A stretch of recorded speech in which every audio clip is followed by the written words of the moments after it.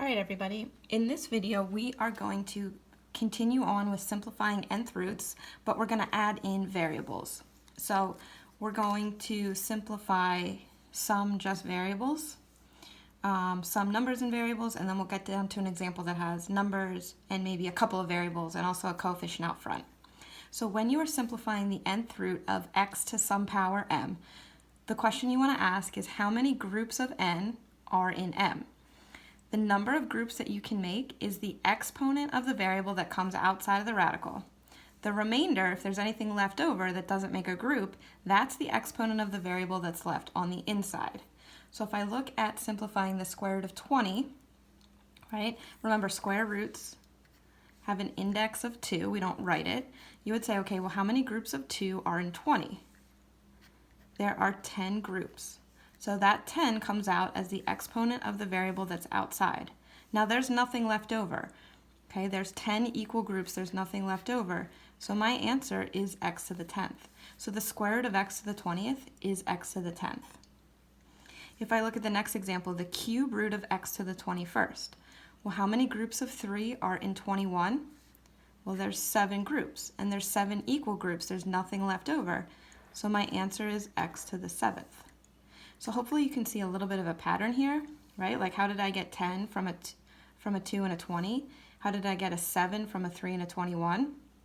Well, you're really, when you ask yourself how many groups of n are in m, you're really just dividing. So in other words, what you want to do is divide the exponent inside that m by the index n.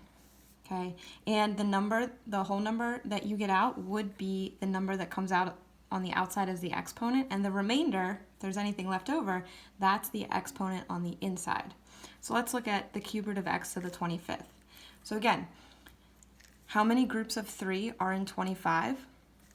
Well, 3 doesn't go into 25 evenly, but it does go in 8 times, so I can make 8 groups, right? 3 goes times 8 is 24, and there will be 1 left over. So I will have the cube root of just x to the first power on the inside. Okay, so 25 divided by 3 is 8 with a remainder of 1. So I would write my answer as x to the 8th times the cube root of x.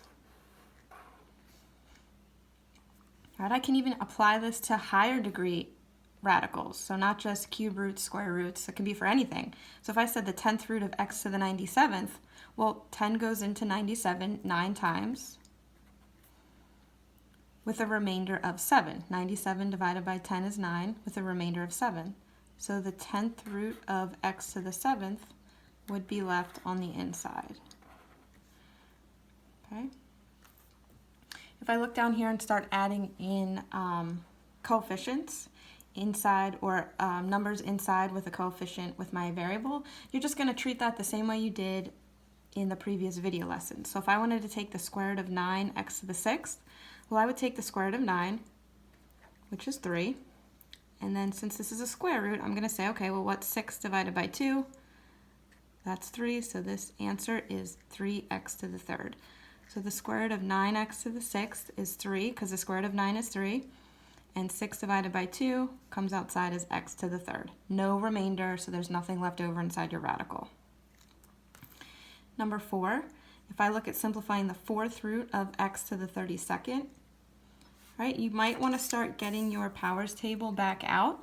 Okay, if I look at the 4th root, okay, 81 is a perfect 4th power, so the 4th root of 81 is 3. And since 32 is an exponent, if I divide 32 by 4, I get 8. No remainder, so my answer here is 3x to the 8th. Okay. If I look at my next example, the square root of 8x to the 5th y to the 2nd. So, okay, again, my index is 2. If I need to write that there, I can to help me out. The square root of 8, well, 8's not a perfect square, but I can write 8 as a product of two numbers. One of them's a perfect square. So I can write that as 4 times 2. And then I have x to the 5th, y to the 2nd. And again, I'm taking the square root, that's a radical of 2. Well, the square root of 4 is going to come outside as 2. And inside, I still have the 2 left, right? The square root of 4 is 2 root 2. For x to the 5th, Okay, how many groups of 2 are in 5, or what's 5 divided by 2? That's 2. But I still have a remainder. I'm going to have 1 left over, so that's going to stay inside.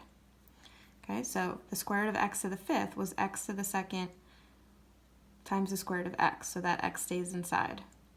Then y to the 2nd, the square root of y to the 2nd, what's 2 divided by 2? That's just 1. There is no remainder, so this is my final answer. So you want to take these piece by piece. When you have numbers, variable, and another variable, just take everything piece by piece. The square root of 8 was 2 root 2. The square root of x to the 5th was x to the 2nd with an extra x left inside. And the square root of y to the 2nd just came outside as y. So your final answer is 2x to the 2nd y times the square root of 2x. Now our last example kind of has a lot going on, but basically it's just an extension of the one we just did. So whatever comes outside, maybe numbers, variables, just make sure that you now multiply it by the 7x to the 3rd that's already outside. So that 7x to the 3rd just has to come down and multiply to whatever numbers and variables we bring outside. So I'm taking a cube root here. So I'm going to start by looking at the cube root of 375. So if I look at my table, cube root, 375 is not on this list, but if I look to see what number is on this list, all right, take a minute and tell me what perfect cube divides into 375. So hopefully you saw that we can write this as 125 times 3.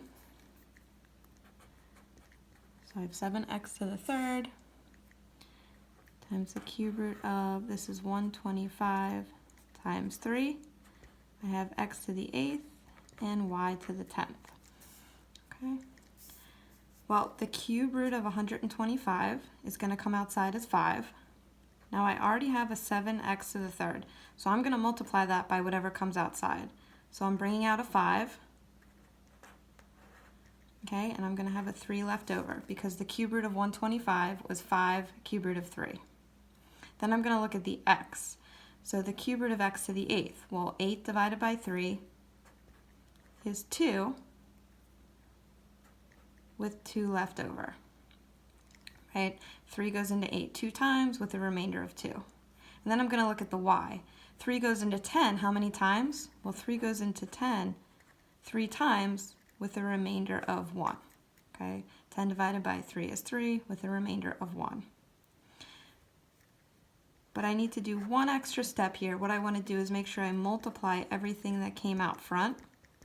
Okay? So I'm going to multiply 7x to the 3rd times 5x to the 2nd y to the 3rd.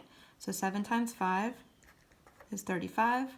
X to the 3rd times x to the 2nd is x to the 5th. Remember, you add those exponents. Bring down your y to the 3rd. And this is all times the cube root of 3x to the 2nd y.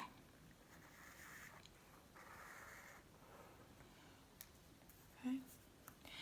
So in the Delta Math assignment that you're going to do, the problems are all very similar to these that I just did with you.